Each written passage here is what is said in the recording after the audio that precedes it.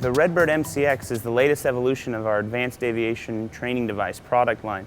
It's a dual control version of the FMX to allow pilots to train in a crew environment. This sim can be configured for a wide range of aircraft, from singles like a Cessna 172 through the light twins like a PA-44 Seminole or Seneca, and we have a full range of the steam gauge or a glass panel configurations. The unit can be adapted to fit almost any flight school's training fleet. I'd like to tell you a little bit about the details of the Redbird MCX. For starters, it runs on one computer, is plugged in a simple, easy to maintain system. We have a motion control box here that takes the information that's provided to it by the flight model and turns it into electrical signals for the motors to run and to provide the motion cueing that Redbird's really become famous for.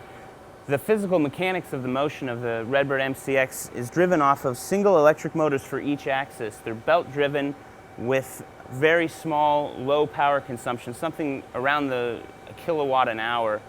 We have potentiometers that tell the computer the position of the machine in space, and it's all back-driven and completely safe. There's several safety mechanisms built into the code for the motion system. Let's go see how it flies.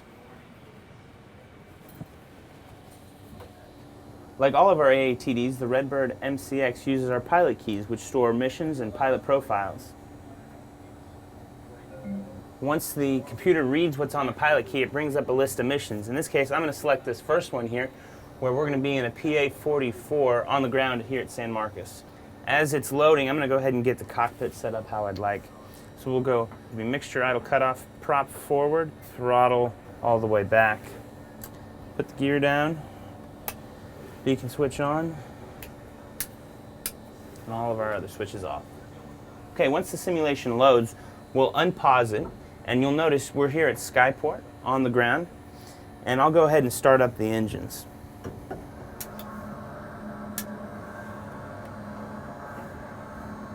We'll go ahead and start our taxi now.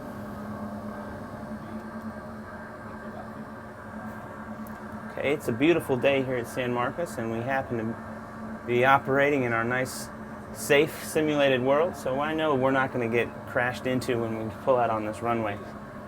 We'll run the engines all the way up to full power, and here we go.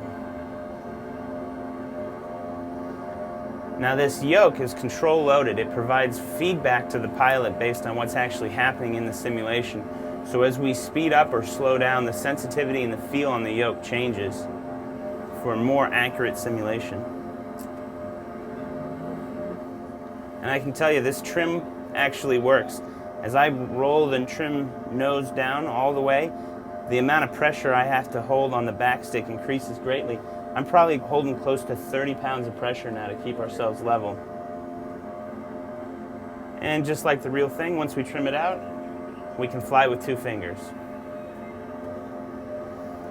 So the controls on the co-pilot side are fully functional. They are also control loaded and interlinked with the controls on the pilot side. So this is a full crew trainer.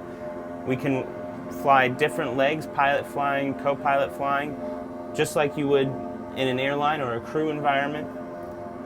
This simulator really separates itself from the competition by providing that crew training environment at a much lower acquisition cost and giving us the school the flexibility to use multiple different configurations, multiple different aircraft, and multiple different avionics packages.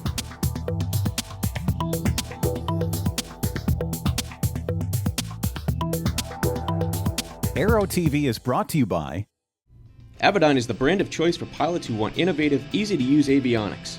And the new IFD 540 GPS Navcom sets a new standard for simplicity in communication and LPV navigation. As a slide-in replacement for existing 530 series navigators, and with a highly intuitive touchscreen control, the IFD 540 makes it much easier to access the information you want when you want it, reducing head-down time and making flying more enjoyable. Finally, you have a choice, and the choice is easy: Avidyne.